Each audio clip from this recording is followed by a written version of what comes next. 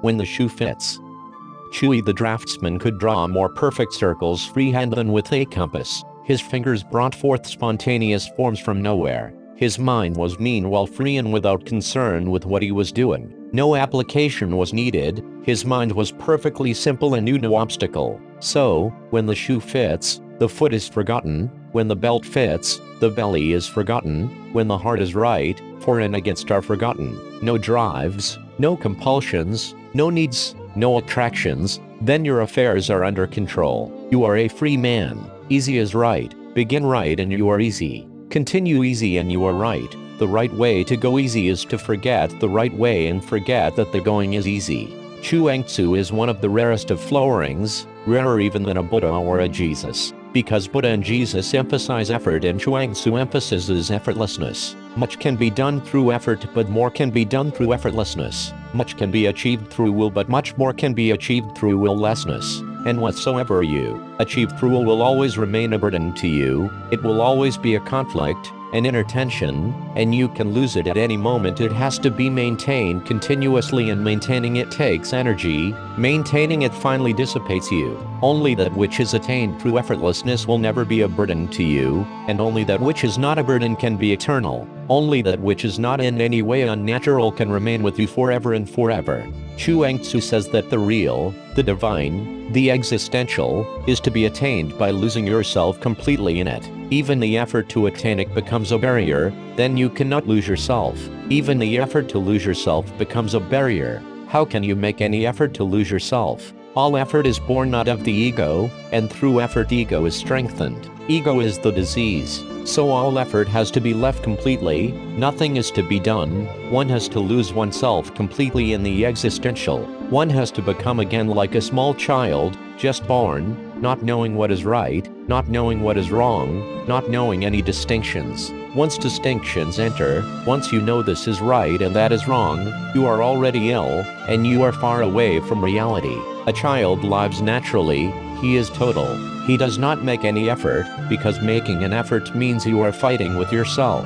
A part of you is for and a part of you is against, hence the effort. You can achieve much. Remember, in this world, particularly, you can achieve much through effort because effort is aggression, effort is violence, effort is competition. But in the other world nothing can be achieved through effort, and those who start with effort finally have also to drop it. Buddha worked for 6 years, continuously meditating, concentrating. He became an ascetic. He did all that can be done by a human being. Not a single stone was left unturned. He staked his whole being. But it was an effort. The ego was there, and he failed. Nothing fails like the ego in the ultimate. Nothing succeeds like the ego in this world. In the world of matter nothing succeeds like the ego. In the world of consciousness nothing fails like the ego. The case is just the opposite, and it has to be so because the dimension is just the opposite. Buddha failed absolutely. After 6 years he was completely frustrated, and when I say completely, I mean completely. Not even a single fragment of hope remained. He became absolutely hopeless. In that hopelessness he dropped all effort. He had already dropped the world.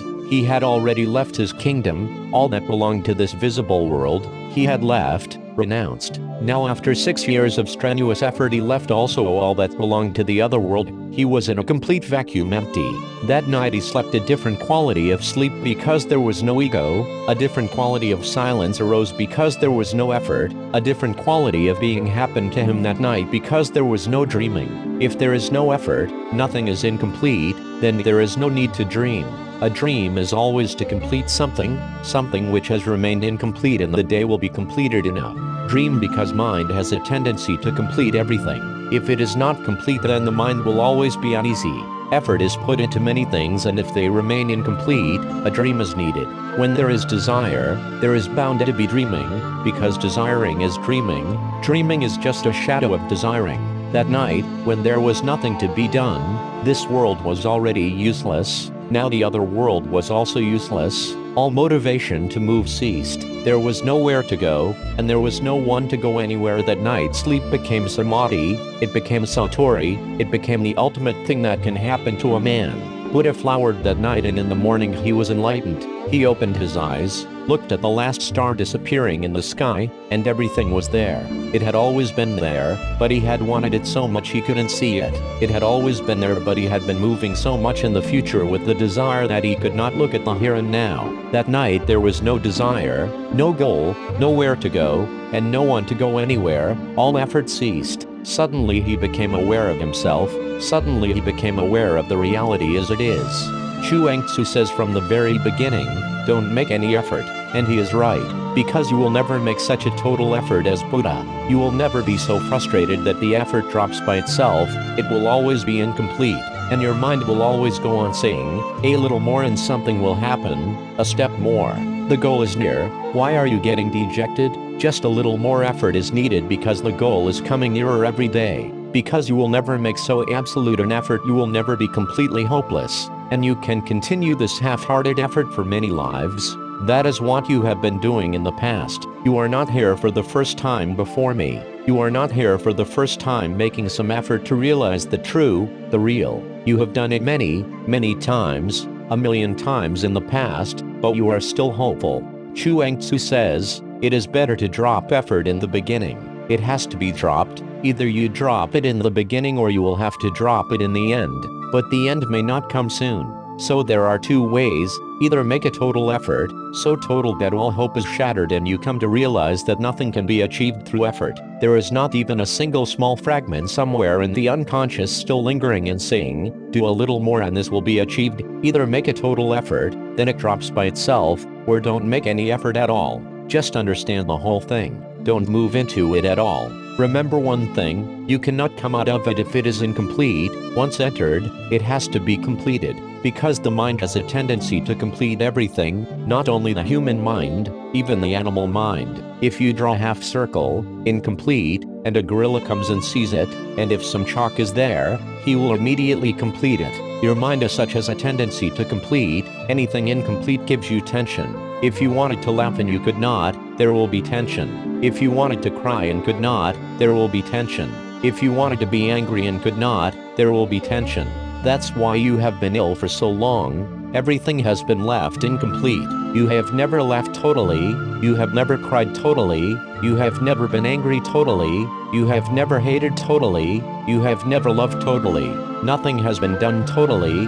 Everything is incomplete. Nothing is total. It lingers on, and then there are always many things on your mind. That is why you are so ill at ease. You can never feel at home. Chuang Tzu says, it is better not to start because once you start it has to be completed. Understand? And don't move in a vicious circle. That is why I say that Chuang Tzu is a rare flowering, rarer than a Buddha or a Jesus. Because he achieved simply by understanding. There is no method, no meditation for Chuang Tzu.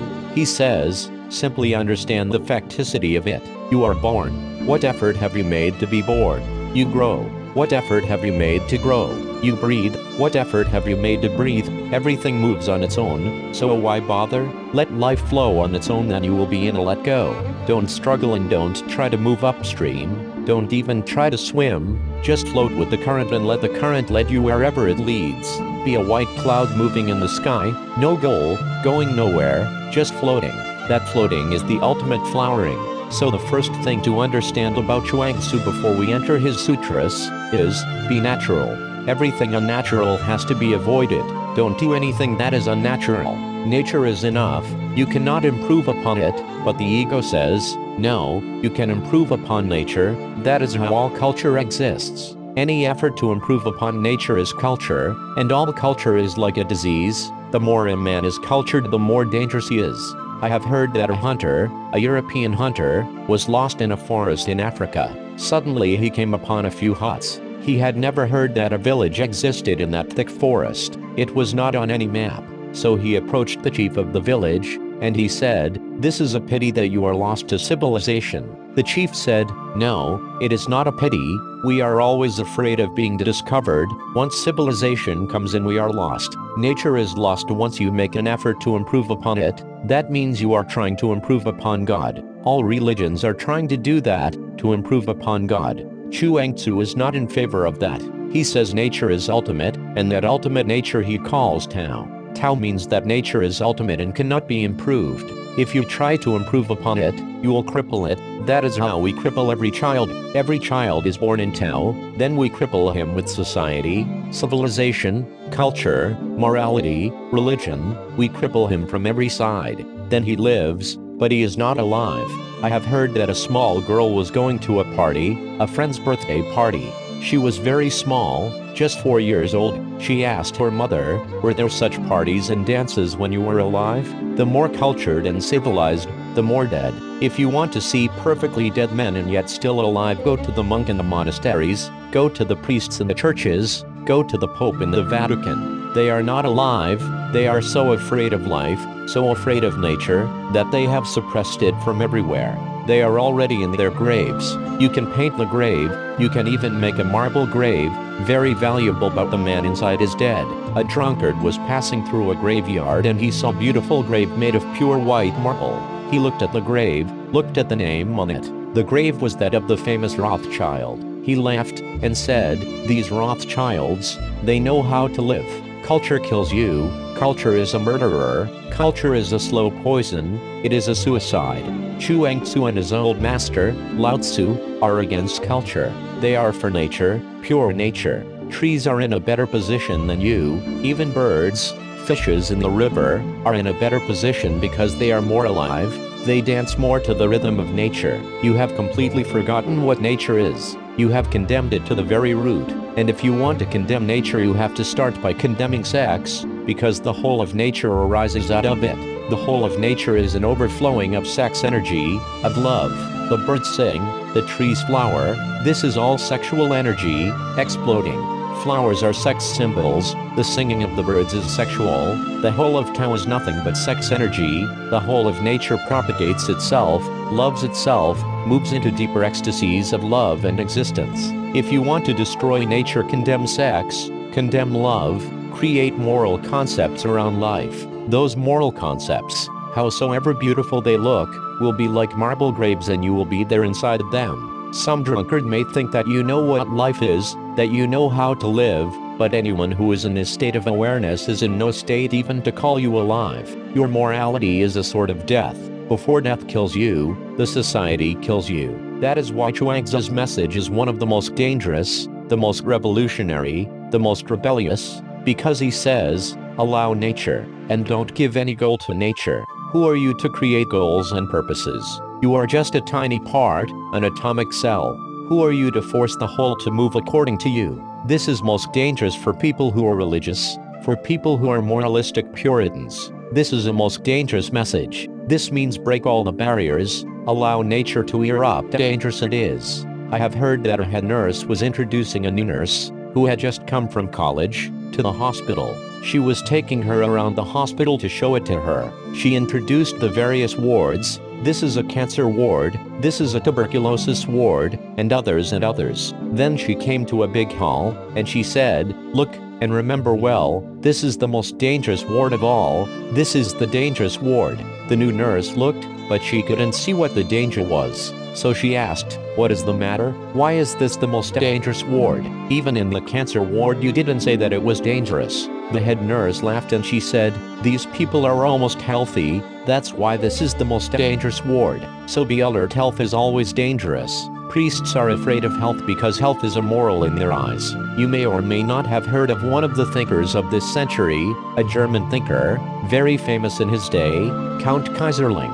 He was thought to be a great religious philosopher and he wrote in his diary, "Health is the most immoral thing, because health is energy, and energy is delight, energy is enjoyment, energy is love, energy is sex, energy is everything that is natural. Destroy the energy, make it feeble and dim." Hence so many fasts, just to destroy the energy, just to prevent so much energy from arising that it starts overflowing. Religious people have always thought that health is dangerous. Then to be unhealthy becomes a spiritual goal. I repeat again, Chuang-Tzu is very rebellious. He says, nature, energy and the ecstasy that comes by overflowing, and the balance that happens spontaneously, is enough. There is no need for effort. So much beauty happens all around in nature without any effort. A rose is beautiful without any effort. A cuckoo goes on singing without any effort. Look at a deer, alive, full of energy, fast, look at a hare, so alert, so aware, that even a Buddha may become jealous. Look at nature, everything is so perfect. Can you improve upon a rose? Can you improve on nature in any way? Only man has gone wrong somewhere. If the rose is beautiful without any effort on its part, why not man? What is wrong with man? If stars remain beautiful without any effort, without any of Patanjali's Yoga Sutras, why not man?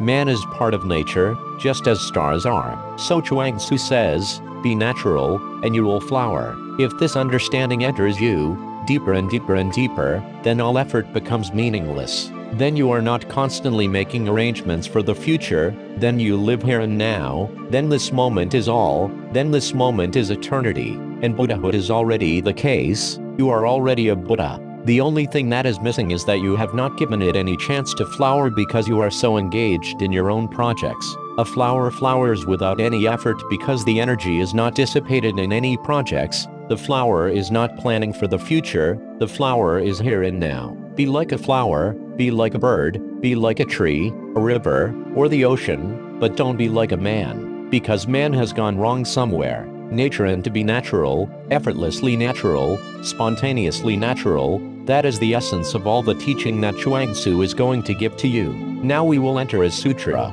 Listen to every word as deeply as possible, because your mind will create barriers, your mind will not allow you to listen. The mind is society within you. Society is very cunning, it is not only outside you, it has penetrated within you.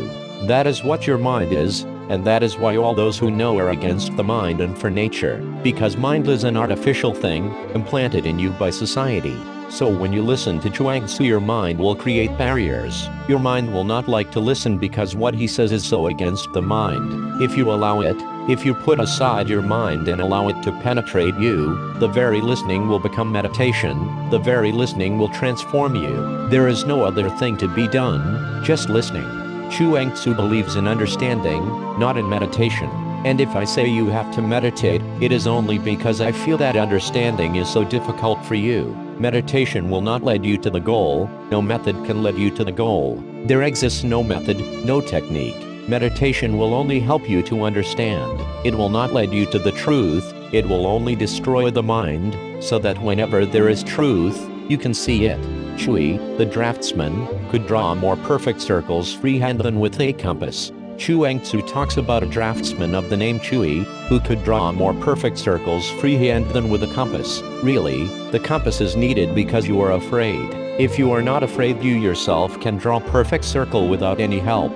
In nature, circles exist everywhere, everything moves on a circular path. The circle is the easiest phenomenon in nature, and no compass is used. The stars don't consult a map, they don't carry a compass, and they go on moving in a circle. If you give them compasses and maps, I am certain they will be lost, they will not know where to go and what to do. You must have heard the story of the centipede. A centipede walks with 100 legs. A frog, a philosopher, saw the centipede. He looked and watched and he became very troubled. It is so difficult to walk even with 4 legs, but this centipede was walking with 100 legs. This was a miracle. How did the centipede decide which leg to move first, and then which one next, and then which one after that? And 100 legs. So the frog stopped the centipede and asked a question. I am a philosopher and I am puzzled by you. A problem has arisen which I cannot solve. How do you walk?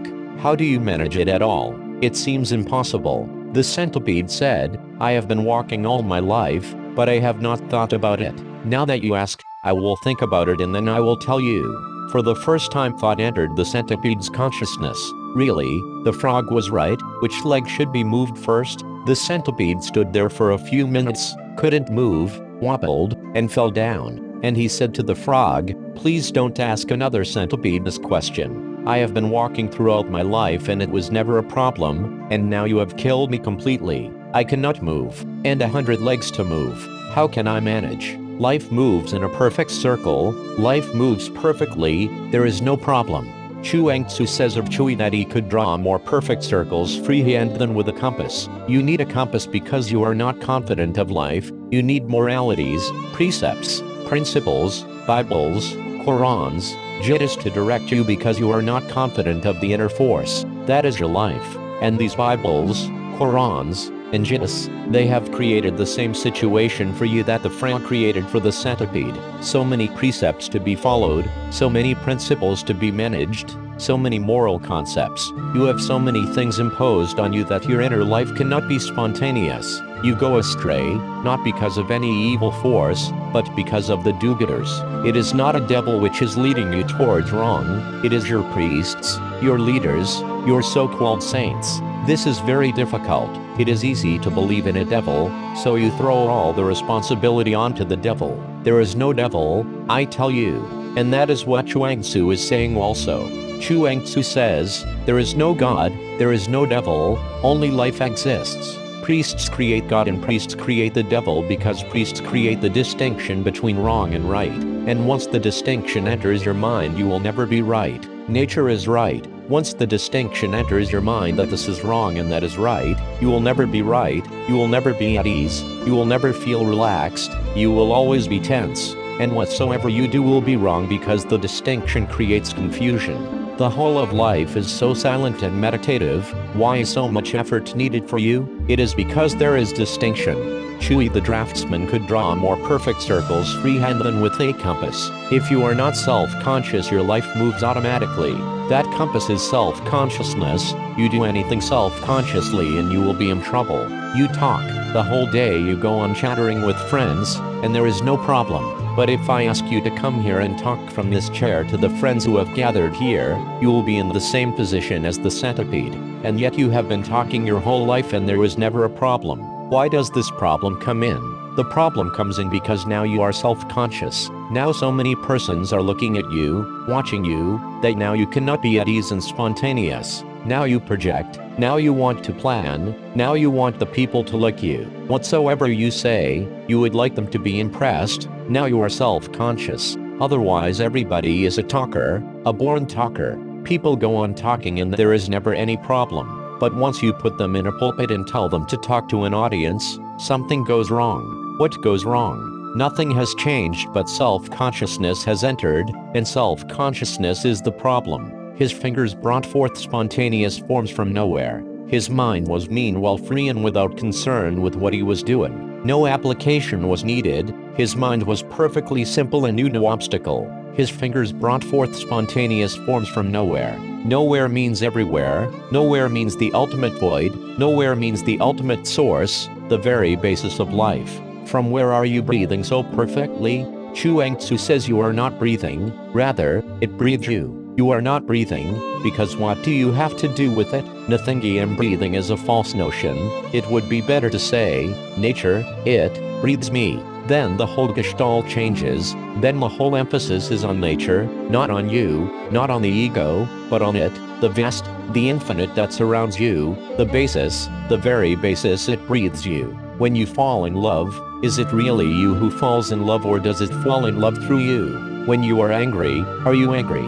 Because when there is anger, you are not. When there is love, you are not. In anger, in love, in any passionate emotion, you are not. In anything alive, you disappear, then it exists Tao. So a man of Tao is one who has come to understand that I is the most useless thing. It only creates problems and nothing else, so he drops it. Really, there is no need to drop it. Once he understands, it drops. There is no I.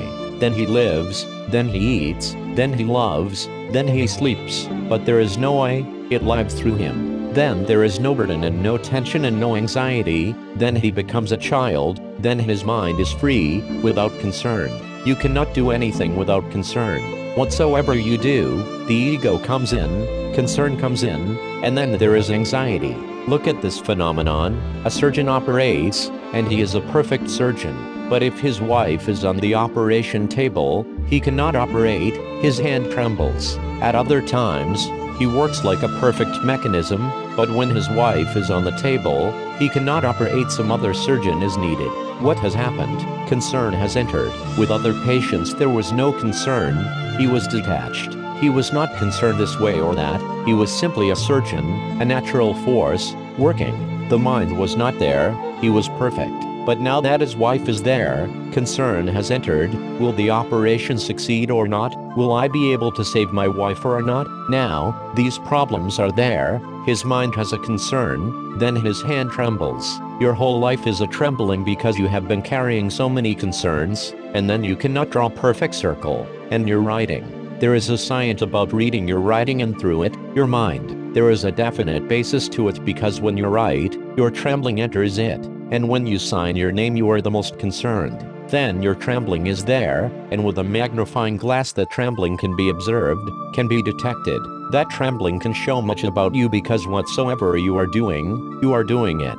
It will carry you, it will carry indications about you. Just by seeing your handwriting much can be known about your personality. If a Buddha signs, it is going to be absolutely different. There will be no trembling because there is no concern. And even through the signature it can be said whether it belongs to a Buddha or not. Whatsoever you do, your trembling follows you like a shadow. Who is creating this trembling? You come to me and you say, I am not at peace, my mind is not silent. How can it be unless you drop your concern? You want your mind to be stilled, you want your mind to be made silent, clear, transparent. Without dropping the concern it is impossible because there will still be a trembling. The only thing that can be done without changing your concern is to suppress all the trembling inside. So if you watch you will feel that on the surface everything is placid, calm, but deep down you are trembling, continuously trembling. Deep down fear and trembling continue. They are born out of concern. And what is the concern? It is about how others are impressed by you. But why are you so worried about others?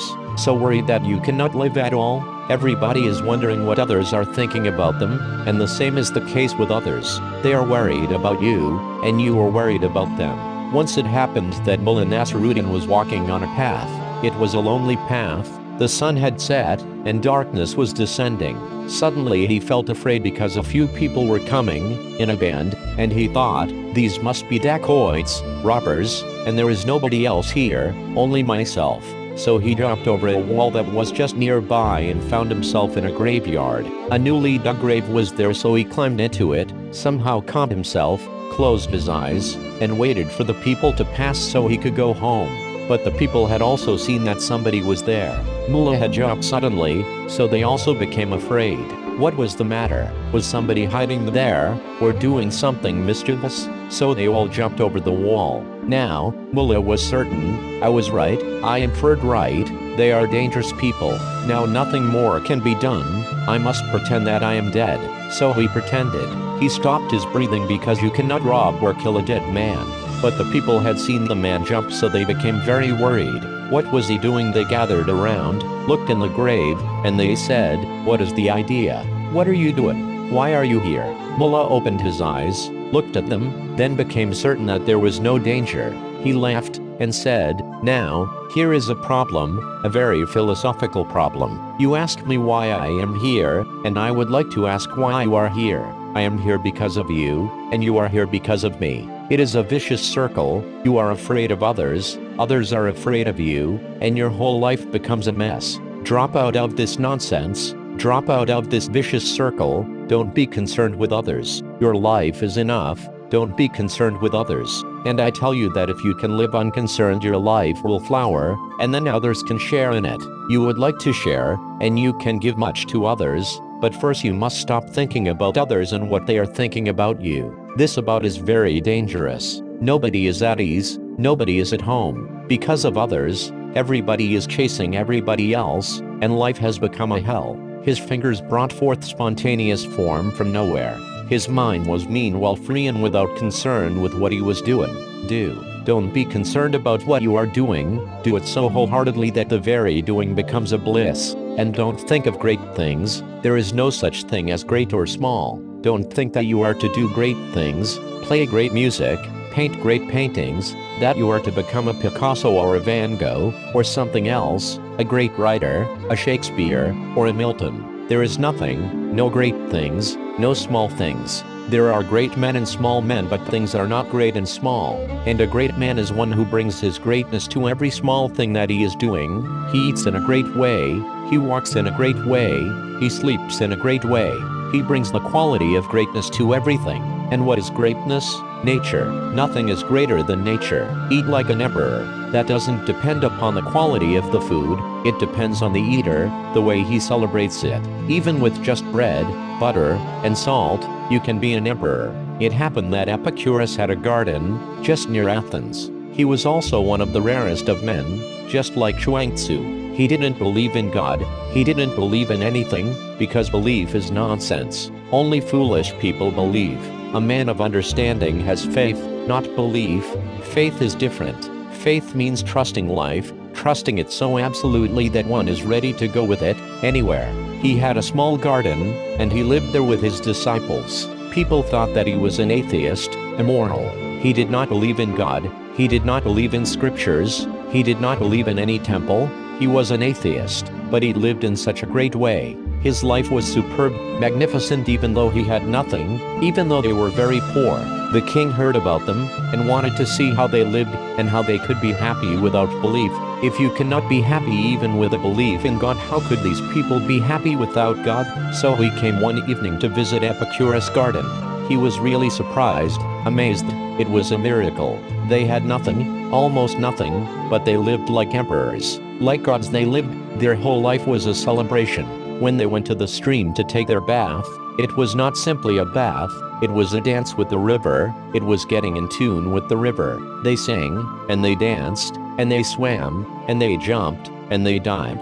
Their eating was a celebration, a feast, and they had nothing, just bread and salt, not even butter. But they felt so thankful that just to be was enough, nothing more was needed. The emperor was very much impressed, and he asked Epicurus, "Next time I come, I would like to bring some gifts for you. What would you like?"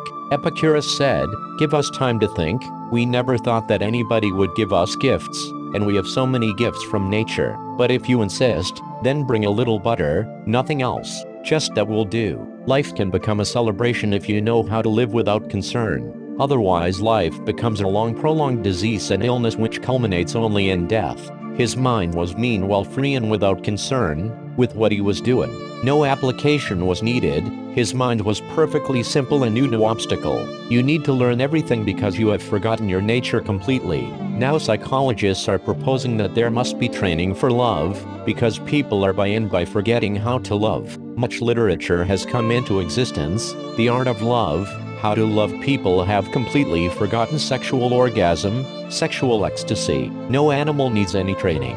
Even trees seem to be more intelligent than you. Everything has to be taught. Even the very basics of life have to be taught. That means that somehow we are uprooted. We have lost contact with nature. A gap exists. And if you are taught how to love, your love is going to be false. Real love should be spontaneous. How can you be taught to love? If you are taught, then you will act according to the rules and the natural flow will not be there. Nature does not flow according to your rules, it has its own rules. You have simply to be with it and it starts functioning.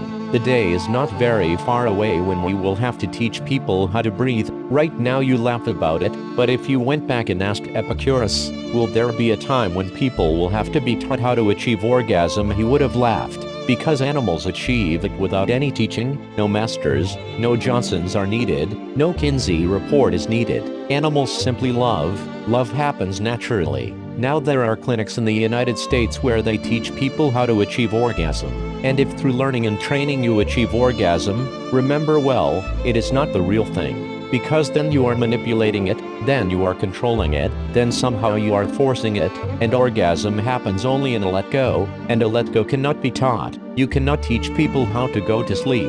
If you try to teach, then you will disturb their sleep, because if they try anything, it will only be a disturbance. You simply go to sleep. You simply put your head on the pillow and go to sleep. If you do something, then that very doing will be the undoing. Life is just like sleep. Life is just like breathing. No application was needed. His mind was perfectly simple and knew no obstacle. When your mind is clear, it has a clarity. You need not follow any rules. You need not carry any scriptures in the head. You simply look. Everything is transparent because you are clear. So, when the shoe fits, the foot is forgotten. When the belt fits, the belly is forgotten. And when the heart is right, for and against are forgotten. Remember, this is one of the greatest mantras. When the shoe fits, the foot is forgotten. Whenever you are healthy, you don't know anything about your body, the body is forgotten. When there is some illness, only then can you not forget the body. Do you know if there is any head without a headache? When there is a headache, you cannot forget the head. When the shoe is pinching, then it doesn't fit. When you don't have any headache, where is the head? You completely forget about it. Whatsoever is healthy is forgotten, but whatsoever is ill is remembered. It becomes a continuous note in the mind, a continuous tension in the mind. A perfect man of Tao does not know himself. You know, because you are ill. Ego is illness, a substantial illness, because you continuously have to remember that you are somebody. This shows that you are in a deep disease. Disease creates the ego. A perfectly healthy natural being forgets completely. He is like a cloud, like a breeze, like a rock, like a tree, like a bird, but never like a man. He is not, because only illness, like a wound, has to be remembered. Remembering is a mechanism for safety and security. If there is a thorn in your foot, you have to remember. The mind will go continuously again and again to the spot because the thorn has to be thrown out. If you forget it, the thorn will remain there and it will become dangerous. It may poison the whole body. When there is a headache, the body tells you to remember it. Something has to be done. If you forget it, the headache may become dangerous. The body tells you whenever there is some illness, something wrong, it attracts your attention. But when the body is healthy, you forget it. You become bodiless when the body is healthy. And this is the only definition of health. Health is when there is no consciousness of the body. If there is any sort of consciousness of the body, then that part is not healthy. The same applies to the mind. When your consciousness is healthy, there is no ego. You don't know anything about yourself. You don't go on reminding yourself that I am something. You simply relax. You are, but there is no I. It is a simple M-ness, N is ness, but there is no I, no crystallized ego. The self is not there. So, when the shoe fits, the foot is forgotten. When the belt fits, the belly is forgotten. And when the heart is right, for and against are forgotten. This is one of the deepest things to be understood. When the heart is right, all for and against are forgotten. When the heart is wrong, ill, then you go on continuously being burdened, worried. This is right and that is wrong, and the right should be followed, the wrong should be avoided. The whole of life becomes a struggle how to avoid the wrong and how to achieve the right. And this is not the way to achieve the right. This is the way to miss it forever.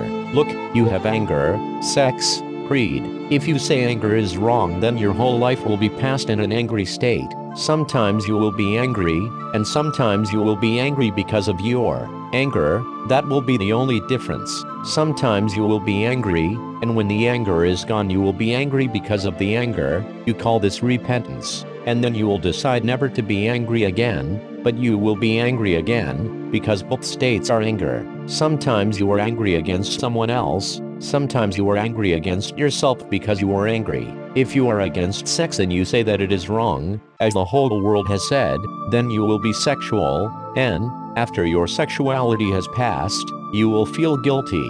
In that guilt you will ponder and think about sex again and again. It will become cerebral. So sometimes you will be physically sexual, and sometimes cerebrally sexual, sometimes sexual in the body, sometimes sexual in the mind. Once you make a distinction, once you make a conflict, you will be divided. Once I was staying with Mullah Nasruddin. A very beautiful widow came to see him to ask for his advice. She said, I am in trouble, and you have to help me. I am in love with a very handsome man, younger than me, but he is poor. And an old man who is very, very rich and very ugly is in love with me. So what should I do? Which one should I marry?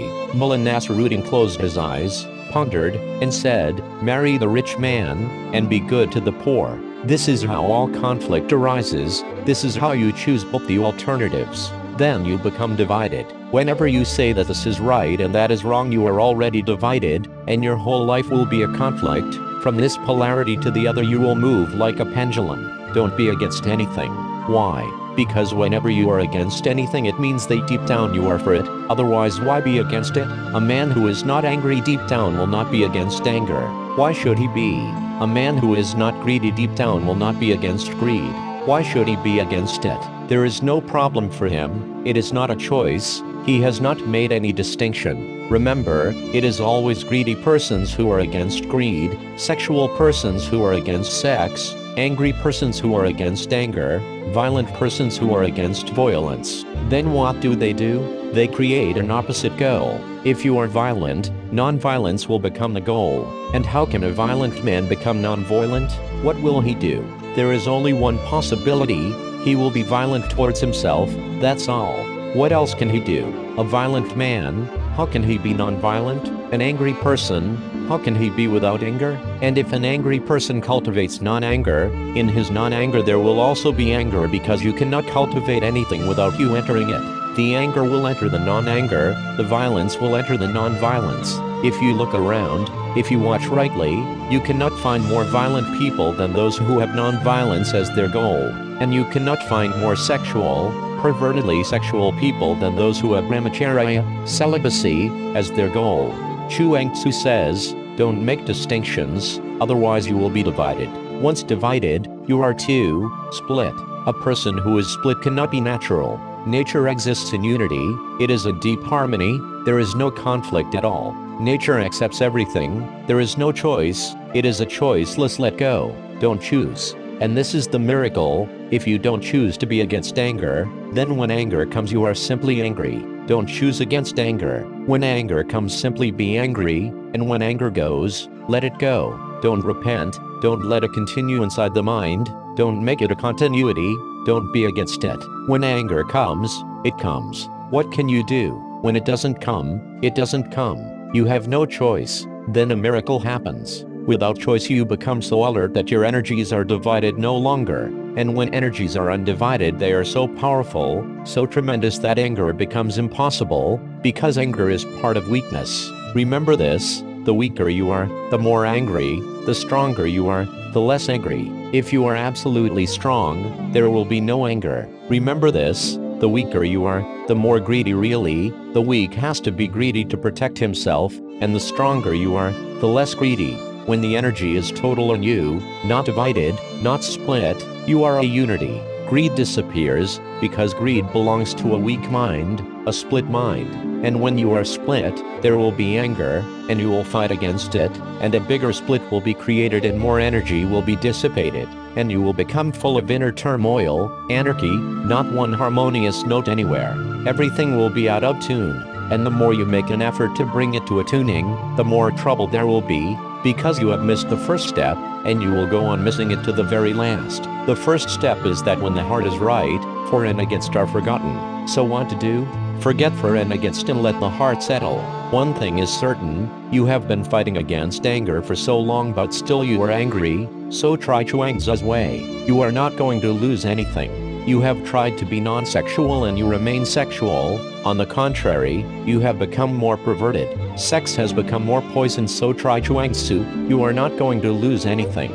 Be sexual when sex comes. Just as when hunger comes, you eat food, so when sex comes be sexual. Don't make any choice, don't say this is wrong. It is good. Accept it, it is part of nature. And suddenly the moment will come when you will be a unity and sex will be transformed automatically into love. Because a man who is in unity, try to understand what this unity means. Every man and every woman is bisexual, every man is both man and woman inside, and every woman is both man and woman inside. No one is simply man or woman, they cannot be, because one parent was a man and the other parent was a woman, and you carry both within you, half and half. Half your mother and half your father is carried within you, so you are both male and female, half and half. This is the deep split, and if you create more split, this split will widen more and more. Drop all splits, don't create any fight, don't choose. Be angry and accept it, be sexual and accept it, be greedy and accept. What else can you do? Nature has given these things to you, so accept them, and their consequences of course. If you are angry, then someone else will be angry, accept the anger and the consequences. Then your split drops, and by your inner bisexuality becomes a harmony, a circle is created, an inner orgasm happens, your female and your male meet inside, and when they meet inside you have become one, now a new being is born. This oneness has love as its shadow. You cannot love, your love is a facade, a deception. Your love is just a trick, your love is just to attain sex. That's why when you attain sex, love disappears. Once you have had sexual intercourse with a woman or a man, love disappears. Again after 24 hours energy will come, you will accumulate energy, and there will be sex again, you will become loving again.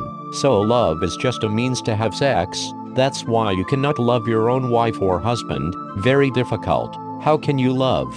The need has disappeared. Love is just a courting, just a foreplay to persuade the other person to have sex. For a wife or a husband, no persuasion is needed, they are taken for granted. A husband can demand, a wife can demand, there is no need to persuade, so love disappears. There is no need to court. It is almost impossible to see how a wife can love the husband, how a husband can love the wife. They can only pretend, and that pretension becomes a heavy thing on everybody. Pretending love, then your life feels meaningless. That's why people get into extramarital relationships. It gives you a little energy again, a little feeling of love, because with the new person you have to court again. You cannot take the other for granted, you have to persuade.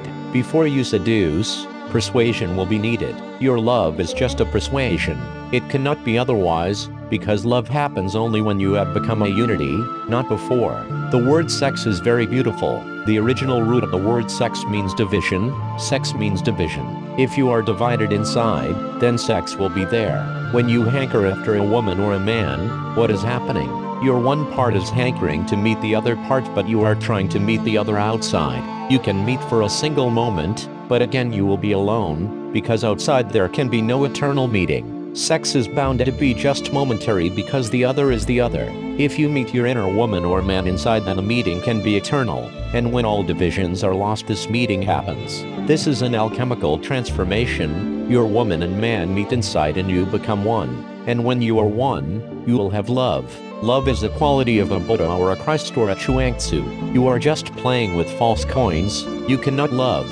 And the more you understand it, the better it is, because then you will not be fooled and you will not be fooling others. Once you are a unity, Chuang Tzu has happened to you also, and, when the heart is right, for and against are forgotten. No drives, no compulsions, no needs, no attractions, then your affairs are under control. You are a free man. Right now you have obsessions, compulsions, you have to do certain things. Continuously the body forces you, the mind forces you to do them. If you don't do them, then you feel uneasy. If you do them, you feel guilty. There seems to be no way out. If you move into sex, you feel guilty, you have done something wrong. If you don't move into sex, you feel uneasy because energy gathers, and where can you release that energy? Then the energy moves inside and forces you, compels you. Your life is one of compulsions and obsessions. And whatsoever you do, you will be in trouble, because if you move into sex, you will feel frustrated, all dreams will be shattered, nothing will be achieved. You have been imagining so much, you are projecting so much, but the real thing is never in any way equal to that which you are dreaming.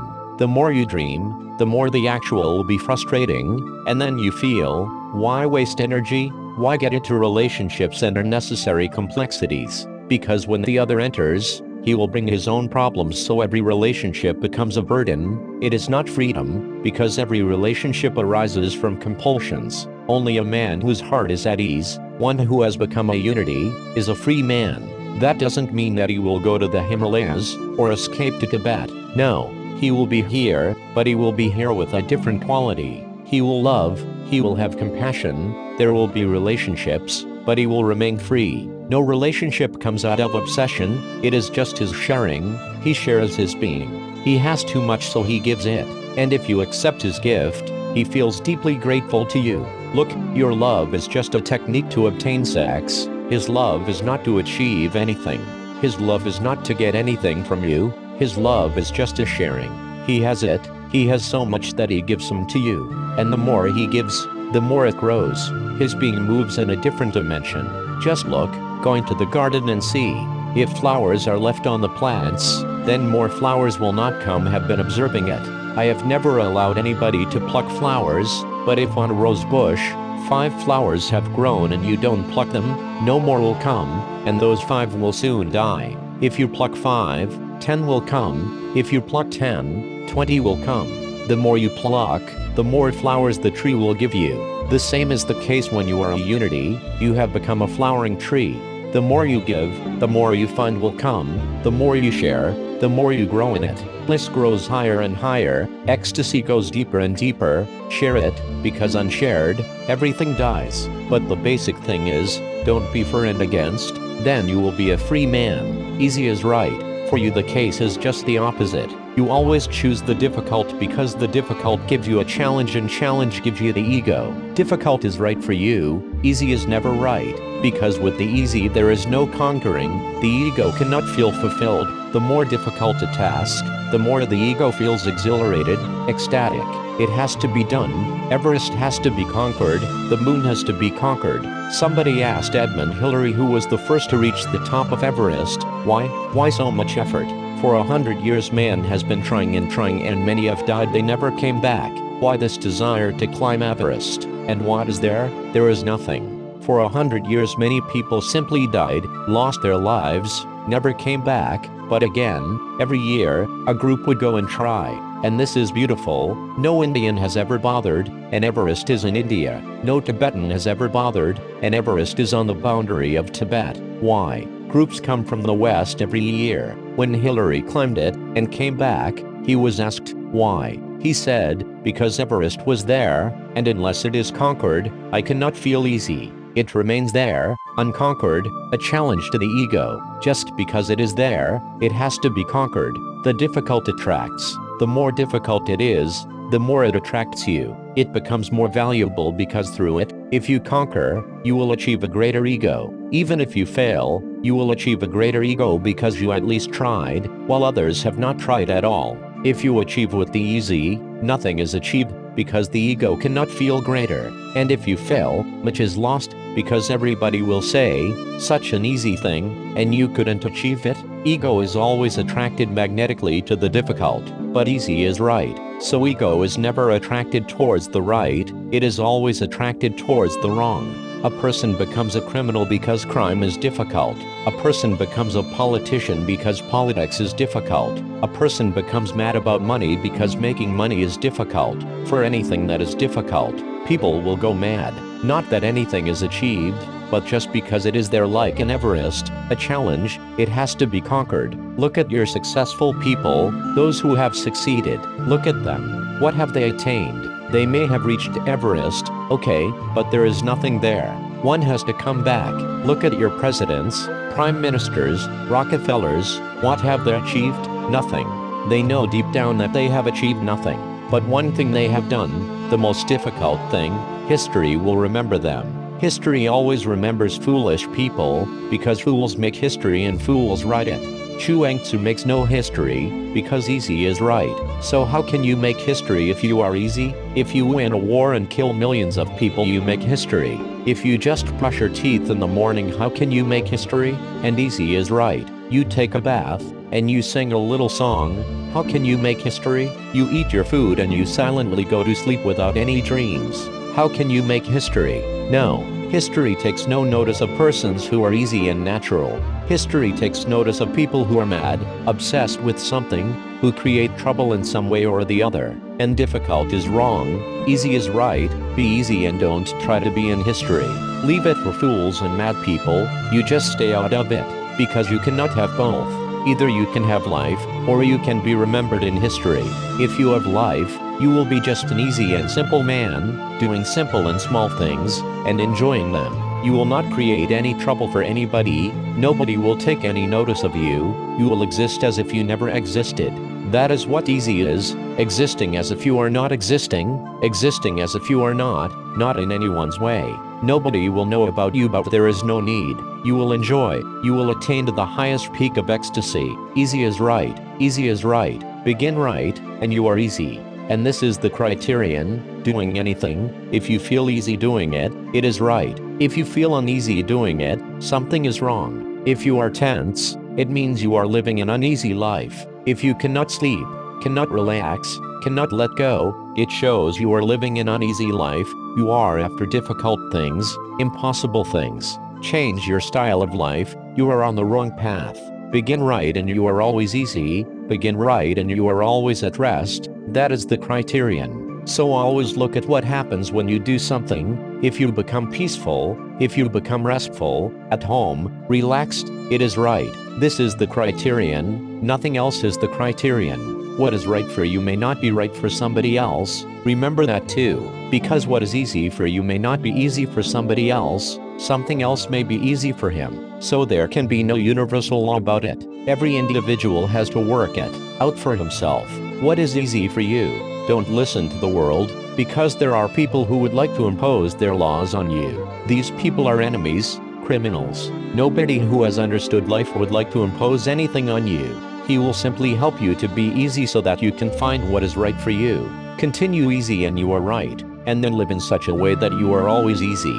Just like a small child, sleeping happily, eating happily, dancing happily, bubbling with energy, just easy.